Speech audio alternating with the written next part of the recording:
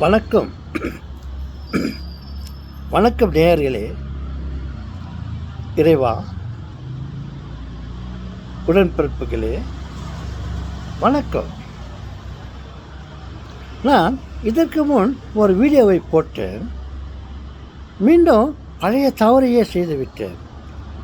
நான் வீடியோ முழுவதும் மிகவும் ஆர்வமாக பேசிவிட்டு இந்த வீடியோ ஆஃப் பண்ணிவிட்டு பார்த்தால் நான் இந்த பழைய இயர்ஃபோன் போட்டுன்னு இந்த ப்ளக்கை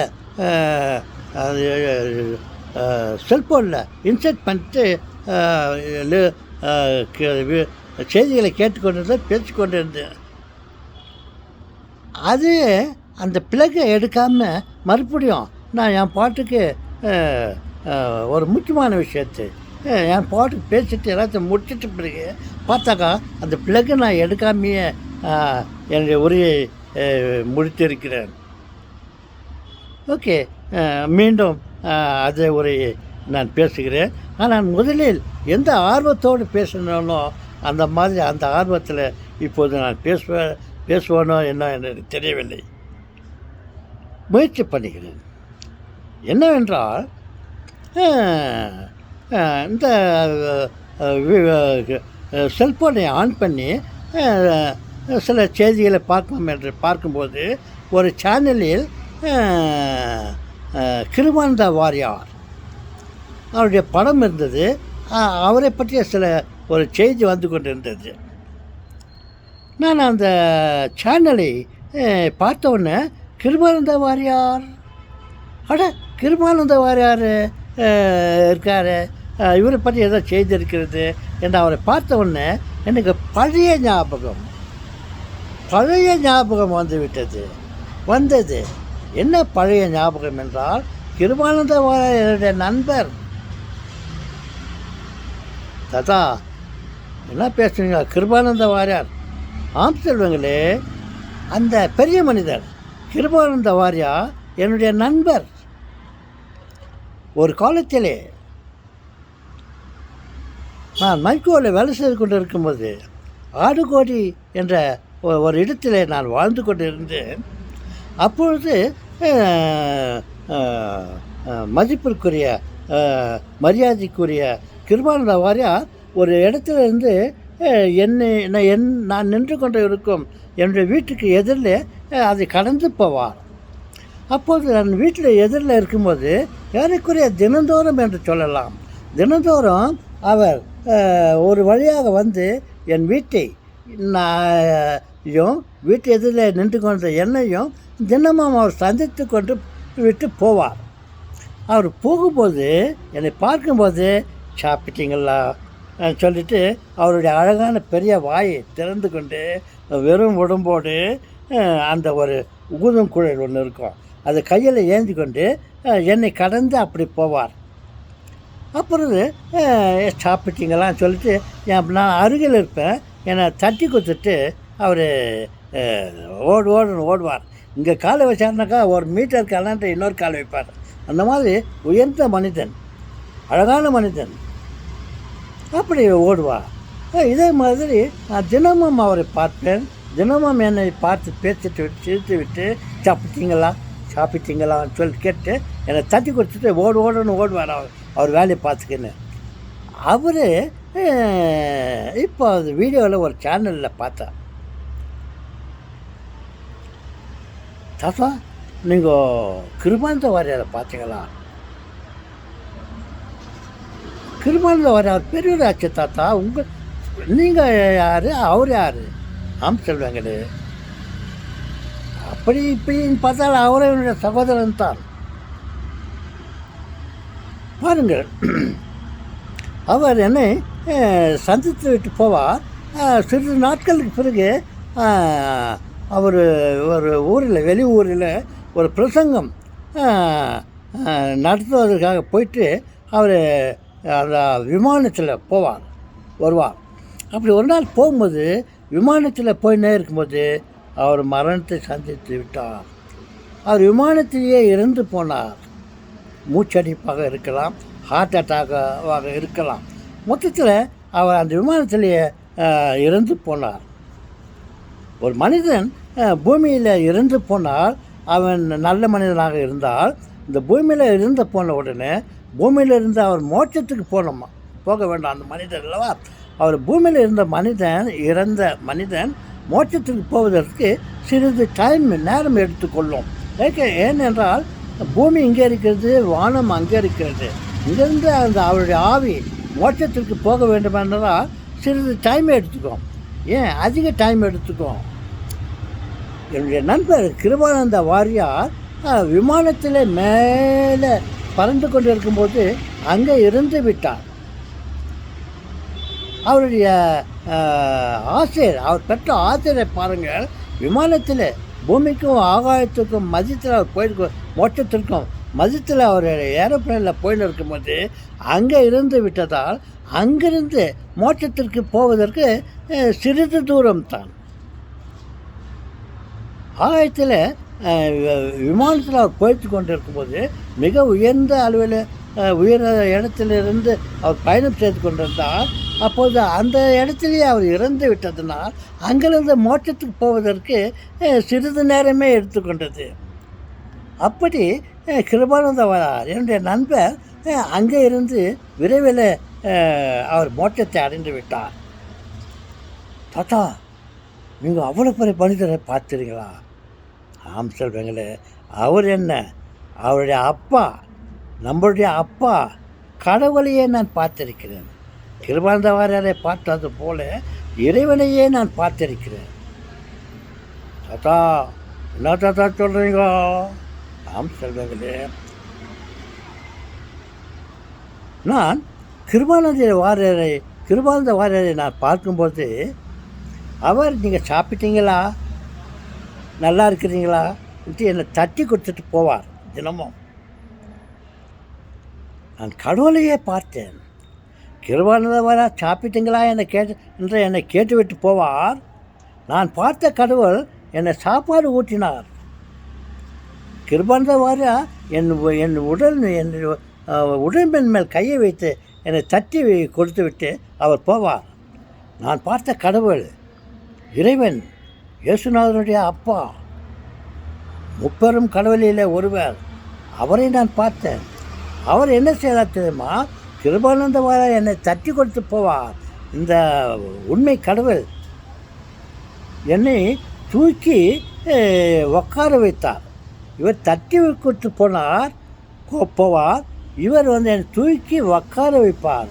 இவர் என்னை இதுக்கு சாப்பிட்டீங்களா என்று என்னை கேட்பார். ஆனால் அந்த இறைவன், பெரும் கடவுள், பிதாவாகிய சர்வேஸ்வரர் என்னை சாப்பிட வைத்தார். எனக்கு சாப்பாடு ஊட்டினார். என்னை தூக்கி உட்கார வைத்தார். இவர் என்ன செய்தார்? சாப்பிட்டீங்களான்னு கேட்டார். என் மேலே கையை வைத்து தட்டி கொடுத்து விட்டு போனார். இவர் சாப்பாடு எனக்கு ஊட்டினார். சத்தியம். இது கதை அல்ல, கற்பனை அல்ல. நான் பல கற்பனைகளை நான் பேசியிருக்கிறேன். இது உண்மை சம்பவம். காது இருப்போர் கேட்கட்டும். இருக்கிறவங்க நம்பட்டும். அப்படி நான் பெரும் கடவுளையே சந்தித்திருக்கிறேன். இது எனக்கு கிடைத்த வாய்ப்பு, ஆசை. எஸ், கிருபானந்த வாரியாரை ஒருவன் கேட்டான். கூட்டத்திலே, ஜப கூட்டத்திலே இருந்த ஒருவன் ஒரு மொட்டை கடிதம் எழுதி, டேய், சாரி இல்லை, டேய், நீ கடவுளை பார்த்துக்கிறாளா? நீ கடவுளை என்ன எங்களுக்கு காட்ட முடியுமாடா அப்படின்ட்டு ஒரு பையன் அந்த கிருபானந்த வாரியாரை கேட்டார். நான் பெருமைக்கு சொல்லவில்லை. அவர் என்ன பதில் சொன்னார் என்றால், யாரோ ஒருவன் இந்த கேள்வியை கேட்டான். அவன் என்னிடம் வந்து, தைரியம் இருந்தால் என்னிடம் வந்து அவன் மூளையை எனக்கு காட்டட்டும், தலையில் இருக்கிற மூளையை எனக்கு காட்டட்டும், நான் அவனுக்கு கடவுளை காட்டுகிறேன் என்ற சவால் விட்டிருக்கிறார் அந்த கிருபானந்த வாரியார். என்னை, நான் பெருமைப்பட்டு பேசவில்லை, ஒரு கதைக்காக, ஒரு உரையாடலுக்காக நான் பேசுகிறேன். என்னை பார்த்து ஒரு பையன் ஒரு குழந்தை என்னை பார்த்து, தாத்தா, நீங்கள் அணுக்களையே எங்களுக்கு காட்டியிருக்கிறீர்கள், காண முடியாத அணுக்களையே எங்களுக்கு காட்டியிருக்கிறீர்கள்.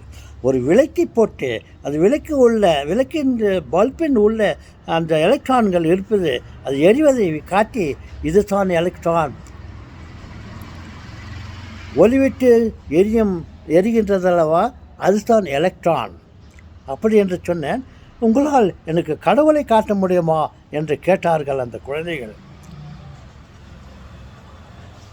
நான் தப்பித்து கொள்ளவில்லை. கிருபானந்தவாரியார் அவனுக்கு சேலஞ்ச் பண்ணுறதுக்காக, அவனுக்கு ஒரு புத்தி ஊட்டுவதற்காக, உன் தலையில் இருக்கிற மூளையை எனக்கு காட்டி, நான் கடவுள் எங்கே இருக்கிறார் என்று நான் உனக்கு காட்டுகிறேன் என்று சொன்னார். ஆனால் என் குழந்தைகள் என்னை இந்த மாதிரி நீங்கள் உங்களால் எனக்கு கடவுளை காட்ட முடியுமா என்று கேட்டதற்கு நான் கடவுளை காட்டிவிட்டேன். கடவுளை நான் அந்த குழந்தைகளுக்கு காட்டினேன். எப்படி காட்டினேன் என்றால், மறைமுகமாக ஒரு யானை போய்கொண்டிருந்தது, ஒரு குதிரை போய்கொண்டிருந்தது, ஒரு எறும்பு போய்கொண்டிருந்தது, ஒரு மாடு போய்கொண்டிருந்தது. இவைகளை எல்லாம் நான் அந்த குழந்தைகளுக்கு காட்டி, இதுதான் கடவுள். கடவுள் இந்த மாடு வடிவத்திலையும், யானை வடிவத்திலையும், எறும்பு வடிவத்திலையும், ஒரு கொசு வடிவத்திலையும் நம் எதிரில் போய்கொண்டு இருக்கின்றன அல்லவா, அவைத்தான் கடவுள். கடவுள் இவைகளின் உருவத்தில் நம்மை பார்த்து கொண்டு நம்மளை கண்காணித்து கொண்டு போகிறார் என்று காட்டினேன். நான் சொல்வது உண்மை, சத்தியம், இது சத்தியம், எல்லாம் வல்ல இறைவனினாலே நான் சொல்ல போவது யாவையும் உண்மை, சத்தியம், இது சத்தியம். என்ன சத்தியம் தாத்தா? நான் எறும்பை காட்டி இதுதான் கடவுள், யானையை காட்டி இதுதான் கடவுள், பல மிருகங்களையும் நம் எதிரில் போகும் மனிதர்களாக கூட இருக்கட்டும், நம் எதிரில் ஒரு மனிதன் நம்மை பார்த்து கொண்டு போகிறான் என்றால் அந்த இடத்திலே கடவுள் தான் அந்த மனித வடிவத்தில் சென்று கொண்டிருக்கிறார். அவன் தான் இறைவன். அந்த யானை பார்த்தீர்களா? சர்க்கஸில் ஒரு யானை போய்கொண்டு இருக்கிறது அல்லவா, அந்த யானையை பார்த்து நம்ம ரசித்து கொண்டு இருந்தோம் அல்லவா, அந்த யானைத்தான் கடவுள். அந்த கடவுள் அந்த யானை வடிவத்திலே அங்கே நடித்து கொண்டு இருந்தது. இந்த கடவுள் கூட யானை வடிவத்தில் இருந்து கொண்டு அவர் நடித்து கொண்டிருக்கிறார். எறும்பு கூட அப்படி போய்கிறது அல்லவா, அதை நாம் பார்க்கிறோம் அல்லவா, அதுதான் கடவுள். ஒரு எறும்பு வடிவிலே சென்று கொண்டிருக்கிறார். அப்படி நம்ம ஒரு கொசுவை அடிக்கிறோம் அல்லவா, அதுவும் கொசு, அது வெறும் கொசு அல்ல, இறைவன். எப்போது நம் கண்ணுக்கு அவைகள் தெரிகின்றனவோ அவர்களுடைய கண்ணுக்கு நாம் தெரிகிறோம். அவர்கள் என்பது கடவுள் அத்தனை வடிவத்திலே நடித்து கொண்டிருக்கிறார் என்பதை நான் காட்டினேன். அது போகட்டும், விடுங்கள். நான் சொல்ல வந்தது என்னவென்றால், கிருபானந்த வாரியாரை நான் பார்த்திருக்கிறேன். அவர் என்னை தட்டி கொடுத்து போவார். சாப்பிட்டீங்களா? இன்னும் ஒரு அழகு தமிழில் என்னை கேட்டுவிட்டு என்னை தட்டி கொடுத்து போனார். அதே மாதிரி தான் உண்மை கடவுளும் நான் பார்த்திருக்கிறேன். அந்த உண்மை கடவுள் என்னை சாப்பிட்டீங்களான்னு கேட்கல. நான் பசியாக இருந்தேன், நோய்வாய்ப்பட்டு கட்டிலே படுத்து கொண்டிருந்தேன். என்னை தட்டி கொடுக்கவில்லை, என்னை தூக்கி உட்கார வைத்தார். நான் பசியாக இருந்தேன், சாப்பிட்டீங்களா என்று கேட்கல. சாப்பாடு ஊட்டிட்டு அவர் என்னிடம் இருக்கையில், நான் யார் இவர்? ஒருவேளை இந்த வீட்டில் வேறு யாரும் இல்லை, என்னுடைய மனைவியை தவிர, பாட்டியம்மாவை தவிர வேறு யாரும் இல்லை. யார் இந்த புதிய மனிதன் வீட்டுக்குள்ளே இப்பேற்பட்ட அழகாக இருக்கிறார்? என்னை தூக்கி உட்கார வைத்தார். எனக்கு வீட்டில் இருந்த சாப்பாடு, டேபிள் மேலே இருந்த சாப்பாடு எடுத்து எனக்கு ஊட்டினார். இவர் யாரா? வீடெல்லாம் போட்டிட்டு இருக்குது, காலையே காத்தால வீடெல்லாம் கதவு சாத்திட்டு இருக்குது. இவர் யார் உள்ளே வந்துருக்காரு? ஒருவேளை இவர் கடவுளாக இருக்குமா அப்படின்ட்டு நான் என் ஞானம் உதித்தது. அது அதன்படி ஒருவேளை இவர் கடவுளாக இருக்குமான்னு சொல்லிட்டு, சரி கட்சிதை விடக்கூடாதான்னு சொல்லிட்டு அப்பான்னு அவரை நான் கட்டி பிடிச்சிக்கினாக்கா என்னுடைய கைகள், என்னுடைய கரங்கள் அவருடைய உடம்புக்கு உள்ளே சென்றது. எடுத்தால் வெளியே வந்தது. அவர் உருவம் அப்படியே தான் இருக்குது. என் கை மட்டும் அவருடைய உடலுக்குள்ளே சென்றது வந்தது. நான் வியந்து போனேன். என்னடா இது, கை உள்ளே போது வெளியே வருதுன்ட்டு நான் அப்படியே யோசனை இருந்தேன். ஆளை காணாமல் போயிட்டார். அதான் எங்கடா போனாருனாக்கா எங்கே போயிட்டார். இது உண்மை சம்பவம்.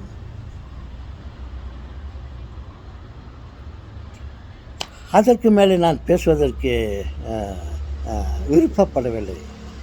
ஒரு பானை தோற்றுக்கு ஒரு சோறு பதமா. நான் ஒரு விஷயத்தை சொன்னேன். நீ மற்றதெல்லாம் நீங்கள் நான் நம்ப கட்டி போங்க. ஓகே சொல்லுங்களே.